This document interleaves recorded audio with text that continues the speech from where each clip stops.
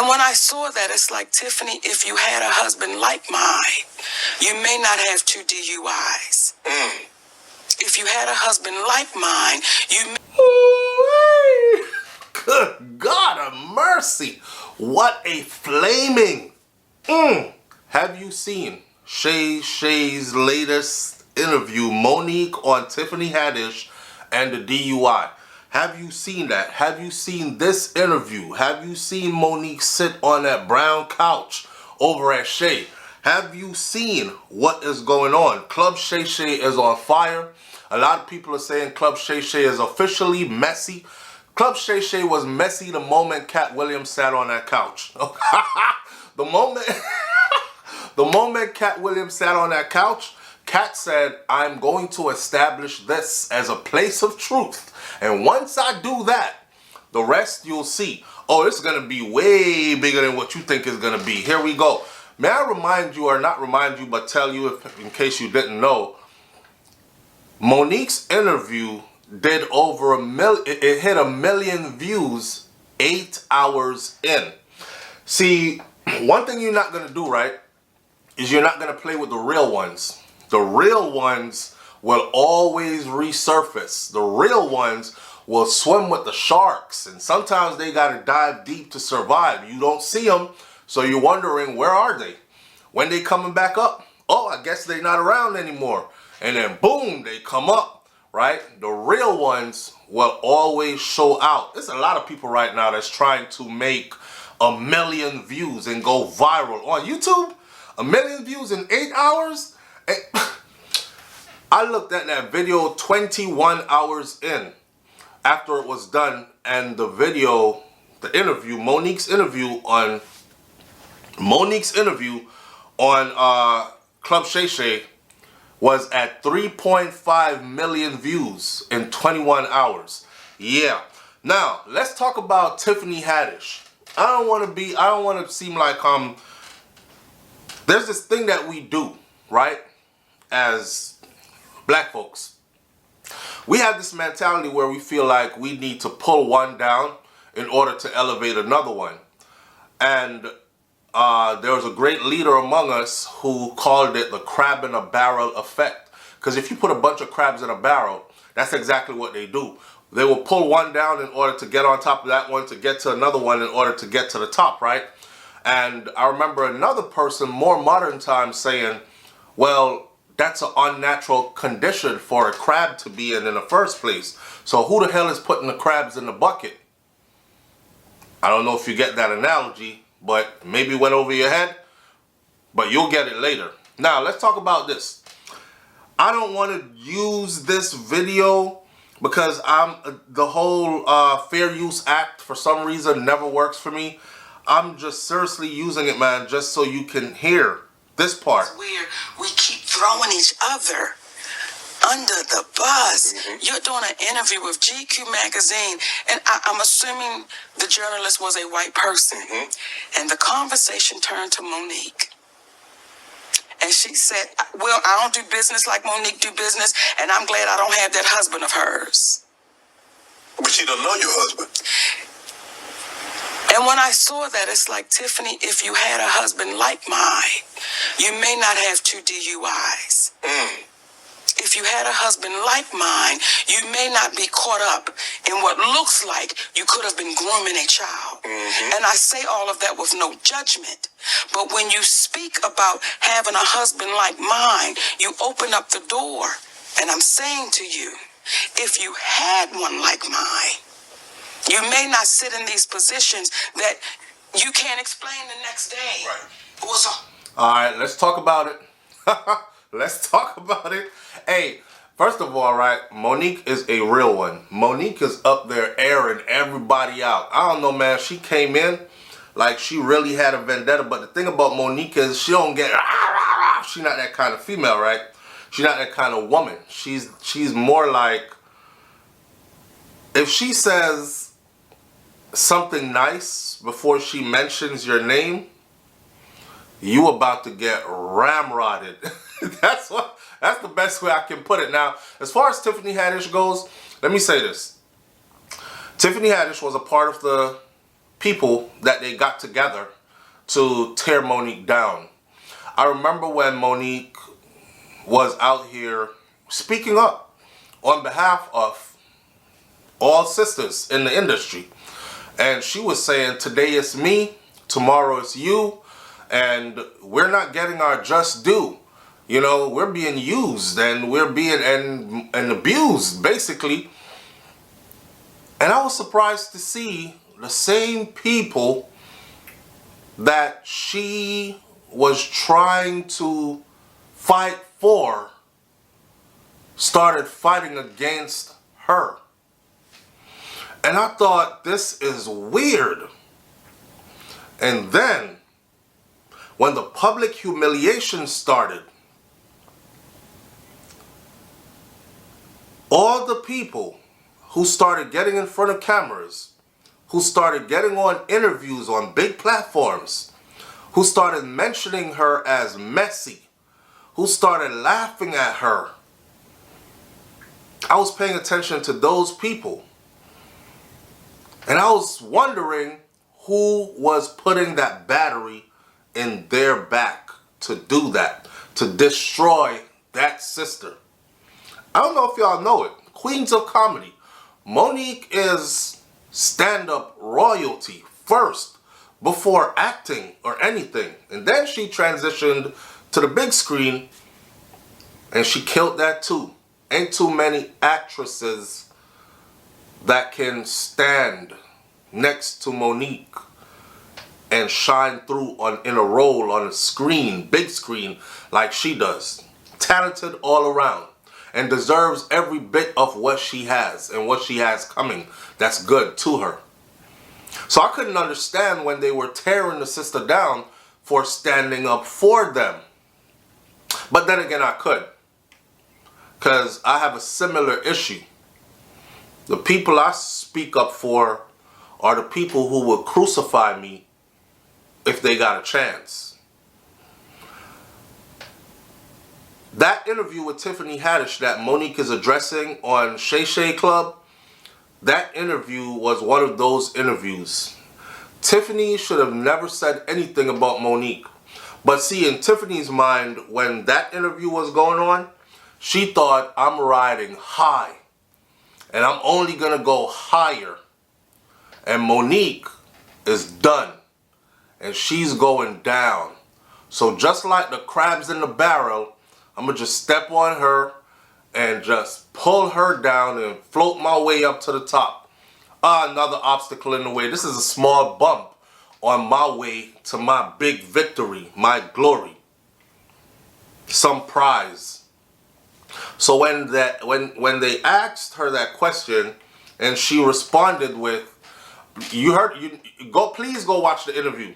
Because the part where Monique said they were having an interview. And for some reason, it ended up about Monique. And Tiffany's answer, like, rolled Monique up and threw her under the bus for the pleasure of these people, right? They asked, and her answer was, well, I don't do business like Monique. And I don't have that husband. I'm glad I don't have that husband like hers. And now Monique is in a position to where she gets to speak back. And she said exactly what she said. Well, Tiffany, if you had a husband like mine, maybe you wouldn't be in a position where it seems like you were grooming a child. If you had a husband like mine, well, maybe you wouldn't have 2 DUIs. If you had a husband like mine, maybe you wouldn't keep finding yourself in these positions that you can't even explain the day after it happens. Monique is what you call under a king's covering. Nah, their relationship might not be the perfect combination for you in your world. You know, different strokes for different folks. Whatever makes your union work. The big question is it working? Are you a team? Are you in love with each other? Are you standing up for each other? Are you accomplishing great things together? And for Monique and her husband, the answer is yes. It's her business if she want to call him daddy. It's her business, whatever they do in the bedroom in their sexual life. I know that's what a lot of people, low vibrational people, are thinking about more than thinking about all the other stuff I just said. Are they standing together as a team? That's what marriage is. Are they weathering the storms of life together? Are they growing together? Are they accomplishing great things together? See, if your marriage ain't doing all those things right there, you might as well leave that alone, because it's heading for the rocks anyways, right? Shipwreck.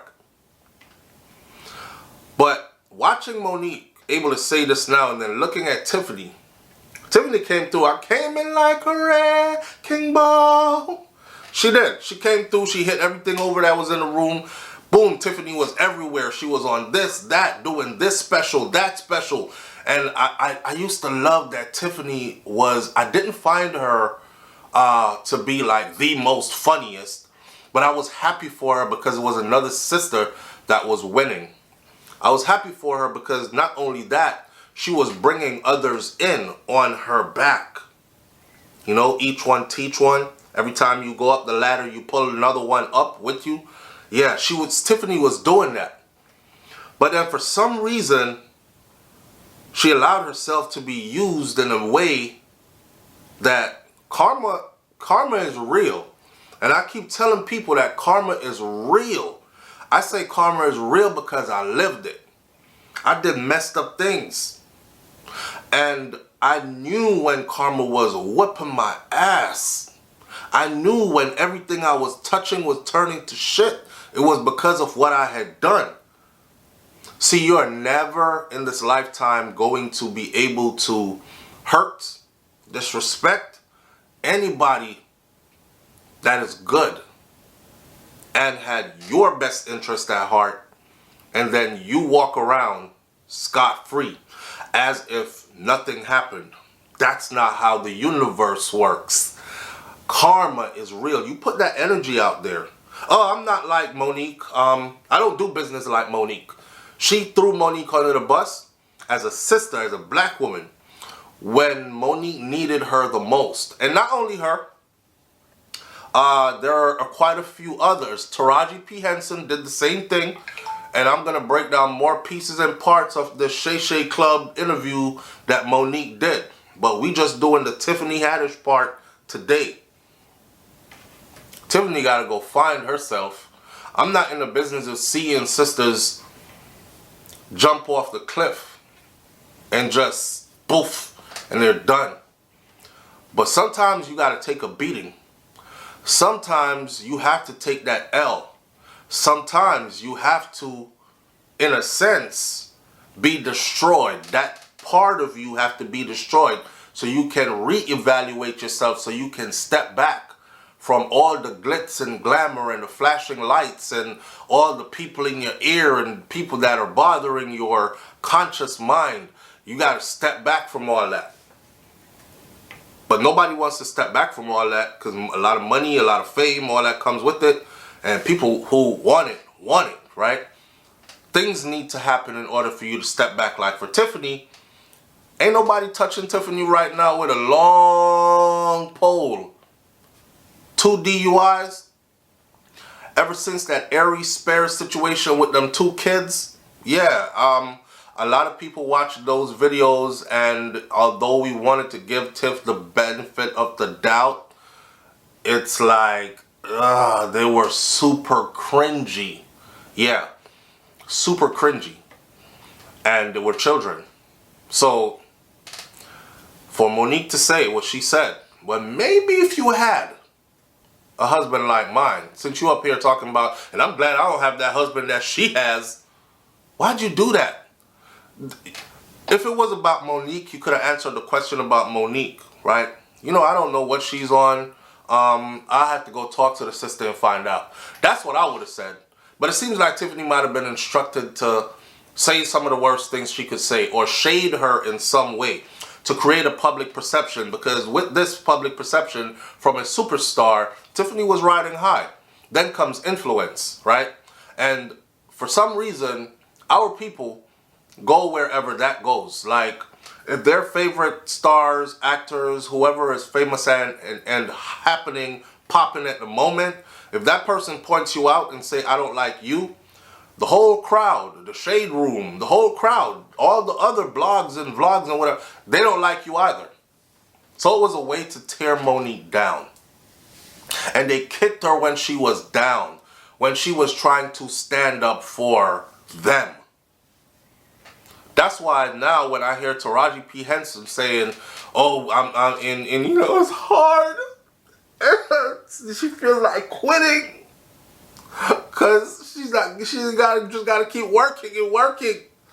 When her counterparts in Hollywood get all that money and they can do one movie every 5 years because they get paid $40-50 million a film.